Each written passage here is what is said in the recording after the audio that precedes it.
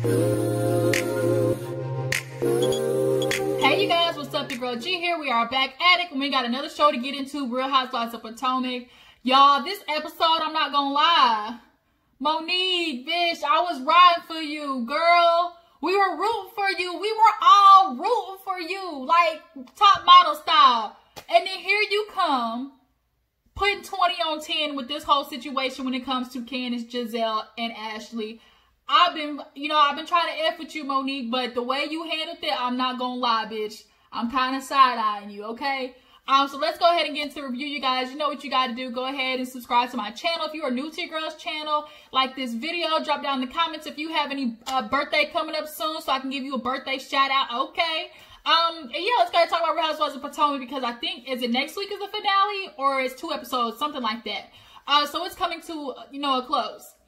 So this episode, we open up with them all at the little seafood shack with Ashley, with Monique asking Ashley, oh, girl, what's up with Michael? How's he been? And she talks about, oh, he's been good, celebrating. He had a deal. Had a couple of friends come from New York, so they went out to the club. And so Giselle and Candice are looking at each other like, bitch, like, do we say it now, bitch? Like, is this the time? So Candice looks at her, or no, Giselle was like, hey, us three need to talk, let's just have a sidebar. Giselle, surprisingly, was not being hella messy. She decided, this isn't a conversation for the whole table. And I'm like, finally, we got a real adult moment out of Giselle. Stop being messy for one moment. So they all end up leaving, going back to the house where they are all getting changed and gonna go downstairs to do like s'mores by the fire pit and stuff like that. So while everybody's changing, Giselle and Candice are waiting on Ashley to get done with Dean. And in the meantime, Monique is getting the fire ready while people are downstairs. It's Wendy, Robin, and I think Karen. So when she was downstairs doing the fire, she was like, dang, where they at? Like, we waiting. And she has to go back upstairs to go get the stuff to make the s'mores. So then while they're sitting there, they're trying to be like, dang, Monique, I wish you hurry up and leave. But they got to wait on Ashley because baby Dean, his ass, his little old girl man face ass will not go to sleep. So she's over there looking for graham crackers and marshmallows, and she's looking at them like something's going on. Like in her confessions, like, I don't like what's going on. They're being super disrespectful and rude. Like, they're not giving me the same consideration that I give these women when I go on trips with them. And Monique, like, I get that you feel like, okay, I've been going all out playing and stuff and y'all are going along with it. But if they were having a situation to the side, like, you can't control that. Like, they grown-ass women.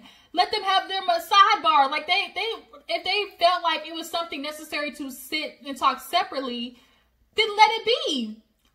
So when Ashley comes down, finally, Monique is literally like right by the door, like, oh, y'all gonna have a conversation without me? Y'all don't need me, huh? Okay, and goes downstairs. They're like, girl, we planning something for you. And she like, man, I can spot a lie. Them bitches is lying.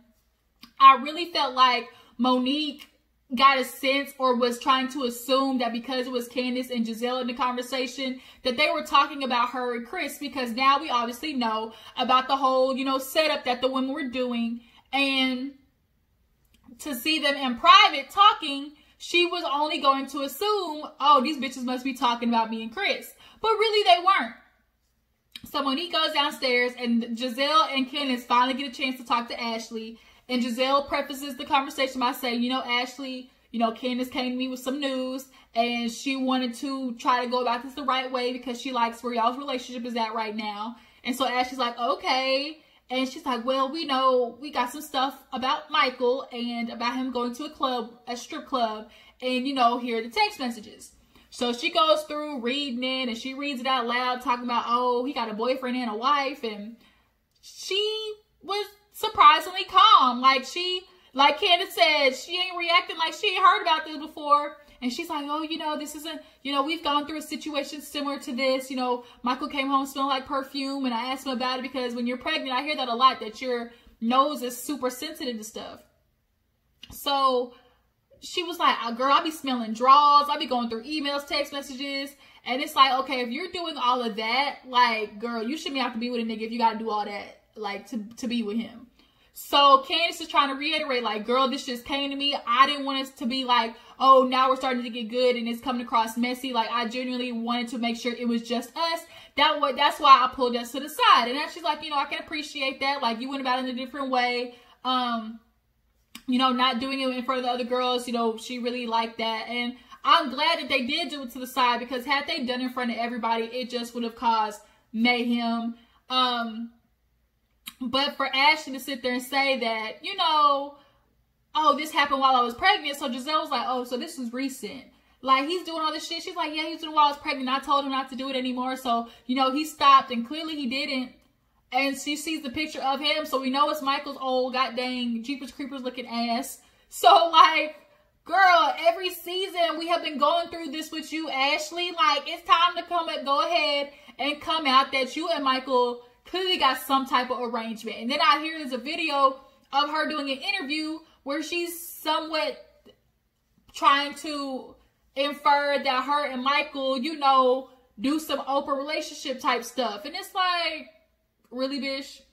If you had an open relationship, what the hell you going through his text messages, emails, and smelling his dirty ass drawers for? Like, come on, Ashley. Like, bitch, come on. So they finally go downstairs, and Monique's like, oh, y'all finally want to join us. Y'all was sitting down for an hour. We was waiting on y'all. And Karen talking about, oh, Giselle, you didn't bring Robin with you. She said, she good now? And everyone's like, oh, she good now. Like, oh, she finally grown up. And it was like, finally, you know, it was just weird, because usually Giselle, wherever Giselle is, Robin following right, eating her coochie. So then they started doing the s'more stuff, had a nice little moment. Monique talked about how Wendy, you know, she thought she was older because she had all these accomplishments. And Giselle does a little quick s'mores, and she's like, you know, I got to go because she had to leave early in the morning. So the rest of the girls, while Ashley was asleep next to Dean, y'all see how she was knocked out? Boy, Ashley looked like she was tired. Okay, so the girls get a bar of Fireball and start going ham. Karen is 4, 5, 6 shots in, and then the liquor start talking, okay? And on top of that, they got the CBD weed. You know, personally, I don't feel like there's no point of puffing on a little something unless you got no little stuff in there, a little something to help you feel right. Yeah. So, so Karen, she started letting out all the tea, talking about, oh, you know, marriage. You know, I never thought I would be here. You know, when you with a successful businessman, she was drunk.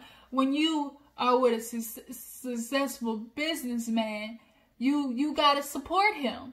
You know, and I'm drunk now, so I'm telling you. You know, they say when you drunk, the truth comes out. So then the truth started spilling. She talking about, but you know, I got burdened with a lot of Ray's stuff when he went through the tax situation. You know, I had to put up half of my money. Shit, I want to return. She said, I want to return on my investment. Karen was killing me. She said, nigga, I done put up half my shit. Can I get something back? 20%? Hell, like, start a payment plan if we have to. And for Karen to finally admit that y'all was going through some shit when we clearly knew when you was still trying to be the grand dame of Potomac and stuff like that. Bitch, we knew you was struggling. Ray talking about, oh, I didn't realize the tax situation was adding up the way it was. And here it is, you supporting your man. She's like, I should have left. But, you know, I'm married. And, you know, that's what, I'm a good wife. You know, I'm a ride or die. You know, I've been behind my husband's shit. I need a return on my investment, boy. So now she goes from that to, you know, I'm gonna be good. Our marriage, we're gonna make it. And I hope, you know, Monique and Candice, you guys make it. And Monique was like, look, I just came down here to drink and get a couple of keys. Like, we ain't gotta have no deep conversation. And then Karen starts going into why she got that WAP, because she don't smoke. Because Monique tried to offer her the little CBD thing. She said, girl, that's why I look good at my age now. You know, I ain't all, my pussy nice and it's moist. It ain't old and dry. I said, damn, Karen, we don't need to know all that.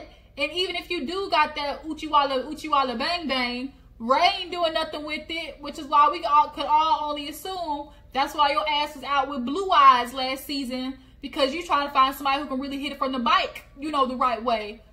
Ray get about 2-3 good pumps in and he over. And if he start popping them blue pills, you know, I hear they be giving niggas heart attacks. He He might be a jackrabbit for 10 minutes, but you know, he make it to the bathroom and pass out by the toilet because he tried to get you one good bang in. Like, I don't know if that's the solution either.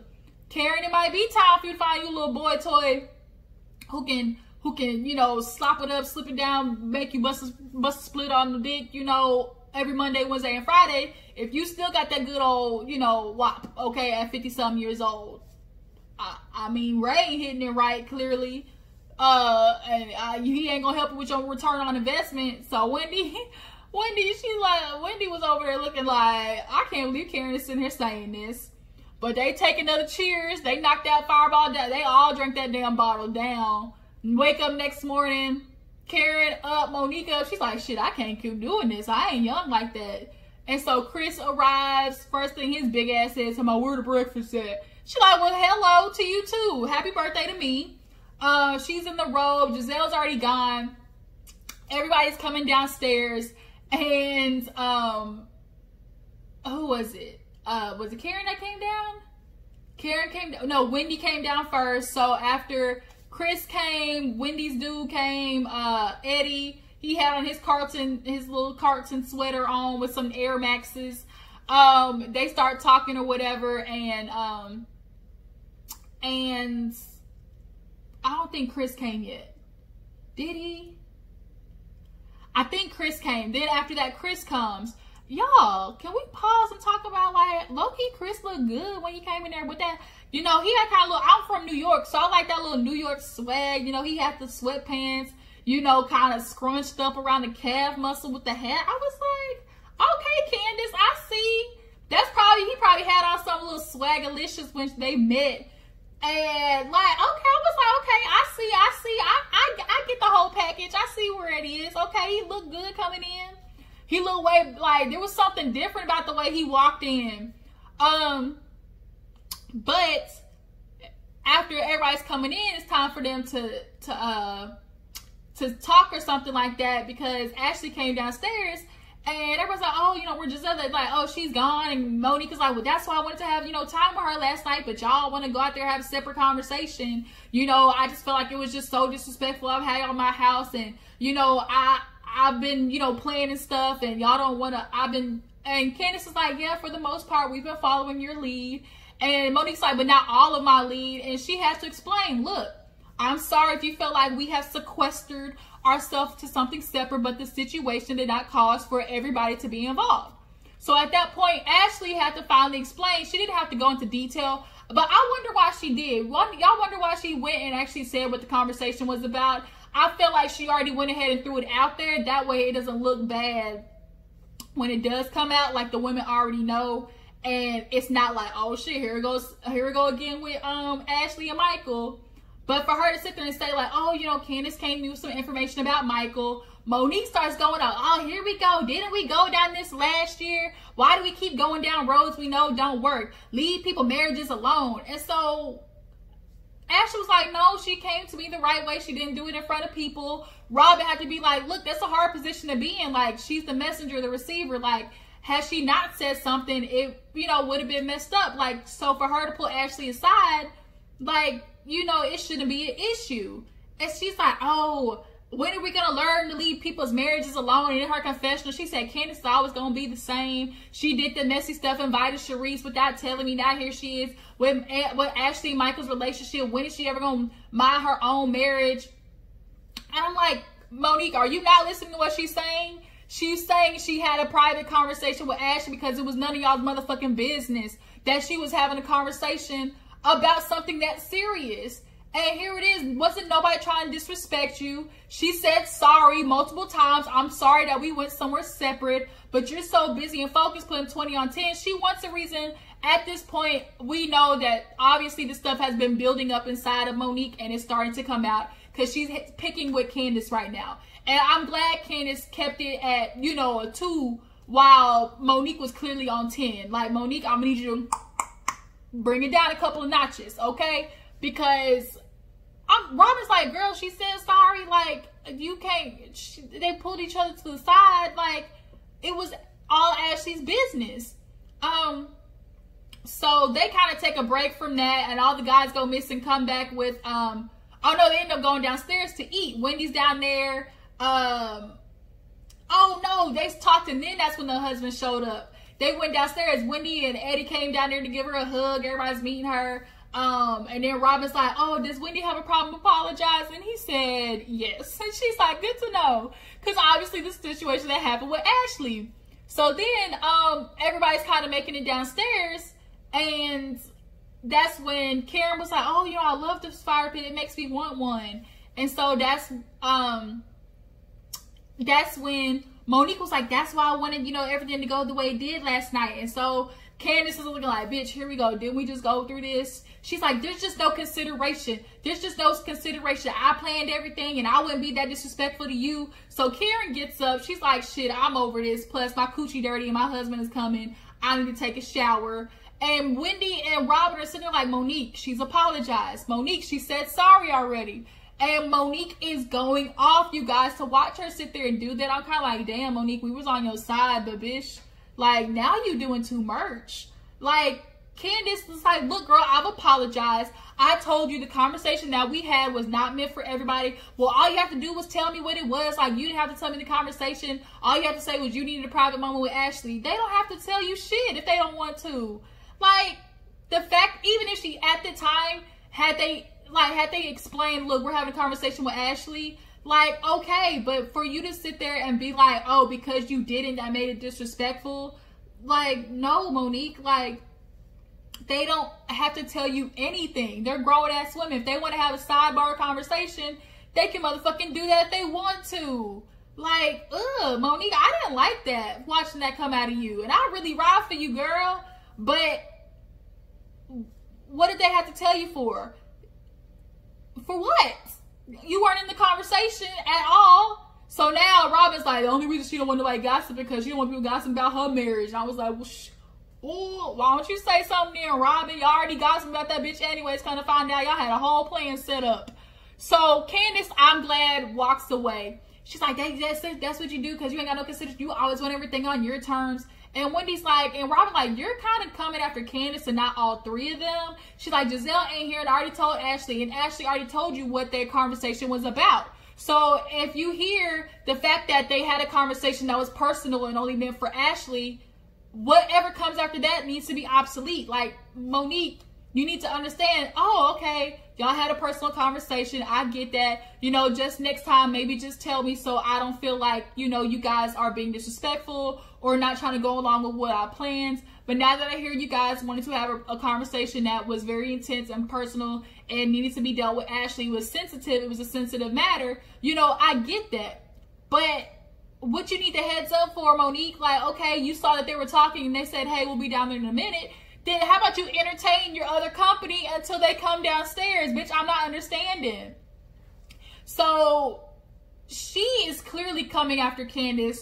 She is mad, pissed off, and she's basically letting everything boil and come out that she had already built up, plus a bunch of stress that I'm sure that had been revolved around Chris too. Like, Monique was letting everything come out, and it wasn't all like Candice's fault to go after her. I for the first time, I'm actually on Candice's side.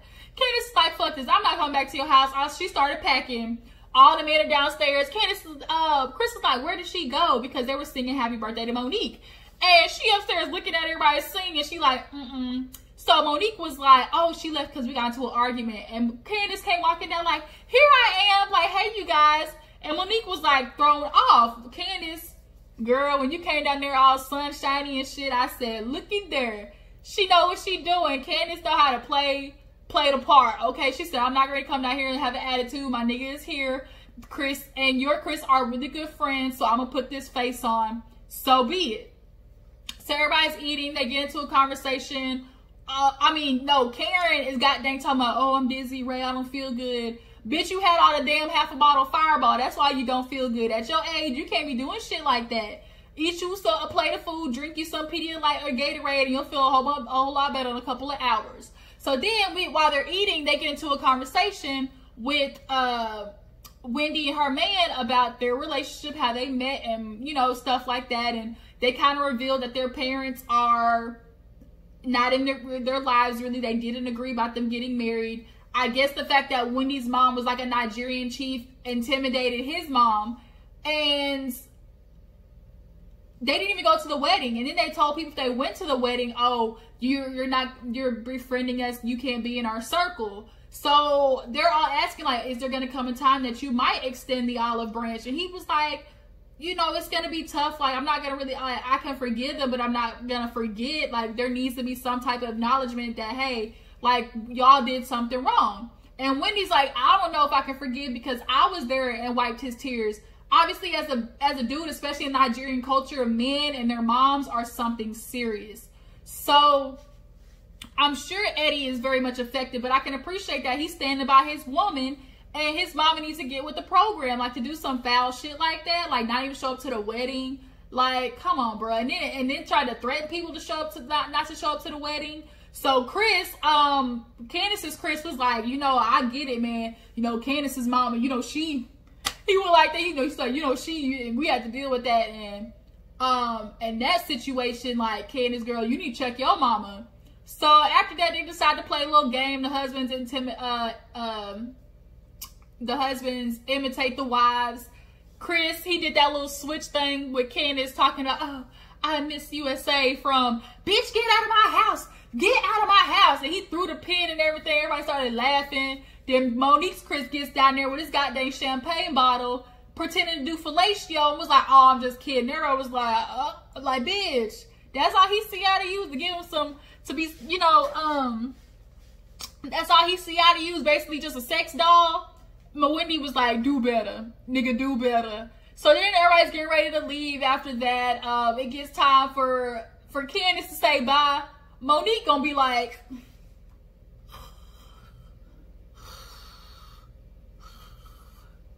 Chris looking like, oh, you know, you and Monique could get better. She sleep right now. She knocked out. And Candice like, the princess of decorum really wants to act like that. I see you, but bitch, I don't care because I ain't coming back to your house.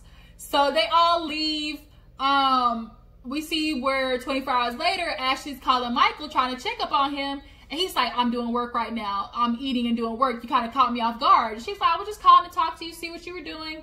He's like I said, you kind of caught me. I'm doing papers right now. She's like, babe, I heard you. Like, you ain't got to keep repeating it. So she admits that she came back, talked to Michael, and it ended up in him basically being like, oh, I did go to the strip club, and, you know, I did make a mistake, and we don't know what that mistake was, but we can basically pretty much guess. And she's like, we ended up fighting, and he slept in the baby's room. I slept in my room. And it's like, bitch, it's time for you to leave Michael. Kind of find out this heifer's pregnant again. Y'all, she's trying to secure the bag, okay? Ashley said, right before I go, I'm going to pop out another one of these motherfuckers and you're going to give me another payday. So he's like, yeah, you caught me in the middle of something. Like, I'm busy right now. So she's like, okay, I'll let you go. Literally 2 hours later, Michael Darby, Ashley Darby, what's going on in the relationship? Is he cheating again? Will she say something? Man, it's full on pictures of him in his boxers in the hotel room. And we know that's Michael ugly ass back. And then we see him talking to a girl at the casino table, a whole video. Giselle's like, Michael, nigga, everybody knows you up here. Like, you think nobody's gonna catch you? And everybody got cameras at that. You think you weren't gonna get caught? That just goes to show, one, the lack of respect that he has for her. And two, he obviously feels comfortable enough to go out in public. So Ashley, something's going on to the fact that he doesn't care. He knows that he's getting seen and it doesn't matter. Like, he knows, hey, you're gonna stay or be there some type of arrangement, like, or agreement. Like, bitch, come out with the truth already. So when we see him in the video and it's like, oh, next week we're gonna see the outcome of her talking to Michael about that. And apparently she's gonna tell the girls, oh, we've slept with other people. And it's like, bitch, Ashley, who you trying to convince, us or you? So yeah, you guys, that was the review. Tell me how you thought about the episode. Do you feel like Monique was putting 20 on 10 when it came to Candice's, you know, situation with Ashley? Do you believe that Ashley and Michael have an open relationship, or she's just trying to save face? Do they have an agreement? And what else was I gonna sit there and say? What was it? Dang, I done forgot. It was something else, but I'll talk to you in the next video. Appreciate you guys for tuning in. You guys make sure to like this video, subscribe to my channel. I will catch all you guys later. Deuces.